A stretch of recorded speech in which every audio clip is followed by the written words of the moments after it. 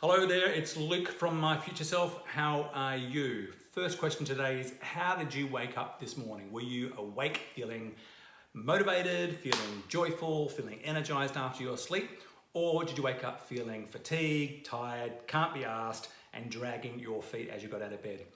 More importantly, how are you consistently waking up each morning?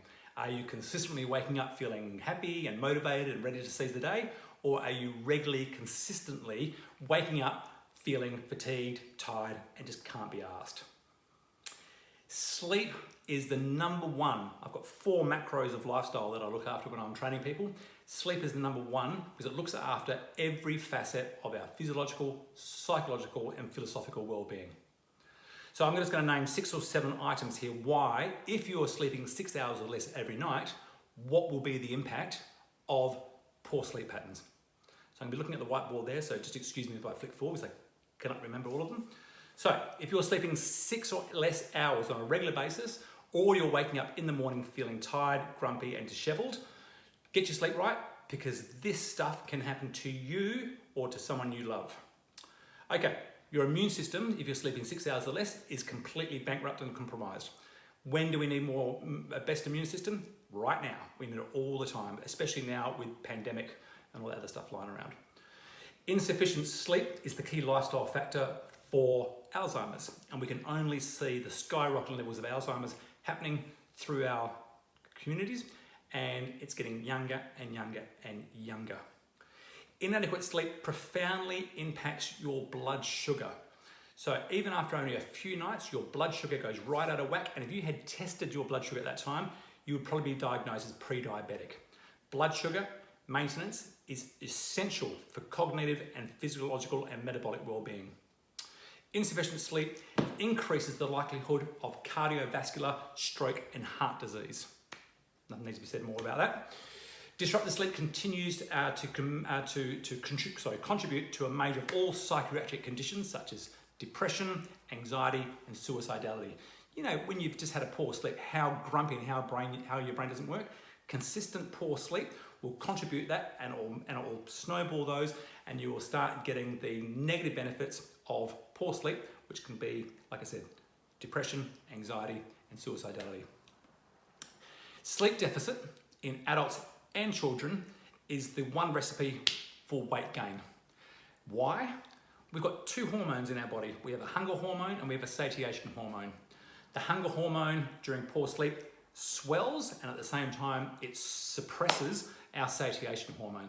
So you haven't got the control to you have no control and can't stop eating. At the same time, your body and your brain's not being signaled that you are full. And that is a predisposition for gaining a lot of weight and having uncontrollable cravings, all down to not sleeping properly. And the kicker here is that if you are trying to lose weight during this period and you're not sleeping well and you're exercising and training, the weight you lose will come from lean muscle mass, not from body fat, which is the last thing you want to do. I've spoken about lean muscle mass and the importance of why we need to maintain that as we get older. So we need to maintain lean muscle mass and we need to lose body fat. We have body fat to lose, most of us do. So that's the irony. If your sleep is poor and you're exercising and training, the body fat that you will lose, the weight you will lose will come from lean muscle mass, not from body fat. And that just sucks big time. The other thing we're going to be mindful of when we not get enough sleep is that we're cognitively impaired. We can't think properly. Our motivation is bankrupt. We can't control our cravings, like I said before. We can't manifest discipline to be able to do the things that we should be doing.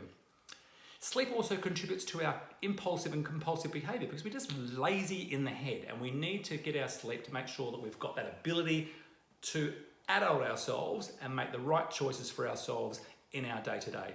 If we're tired and we combine that with being stressed, and we combine tired and stressed and inebriated or hungover, then you've got a really good recipe there to make choices in terms of drinking more, food choices, and all those things that keep us fat, tired, and sick and unhappy.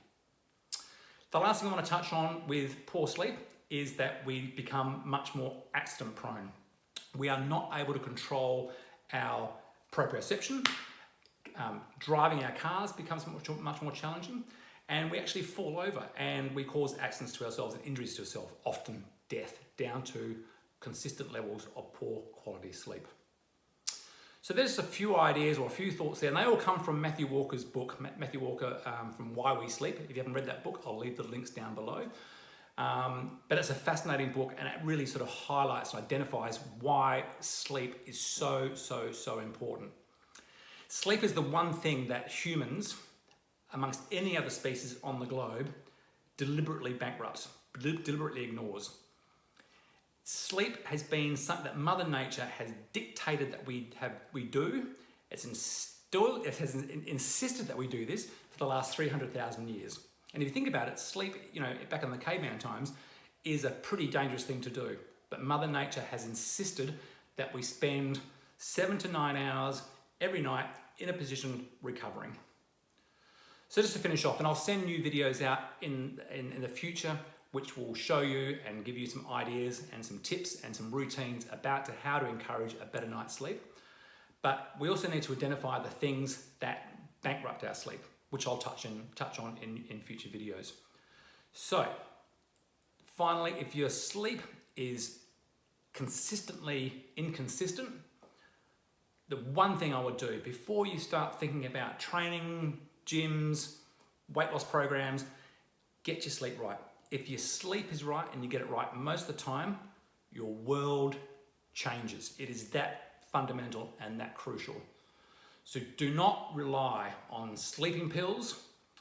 They are the last thing you want to try and do. You actually want to try and work on your routines and look at the things that are disrupting your sleep, whether it's too much caffeine, whether it's too much alcohol, whatever it may be. But I'll touch on those things in future videos. So that's it, sleep.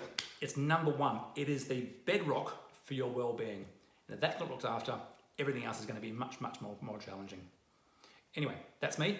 If you like the video, please share. Any thoughts, please let me know. Any comments, put them in the box down below. I'll send future videos out coming out soon. And that's it. So thank you. That's me. Bye.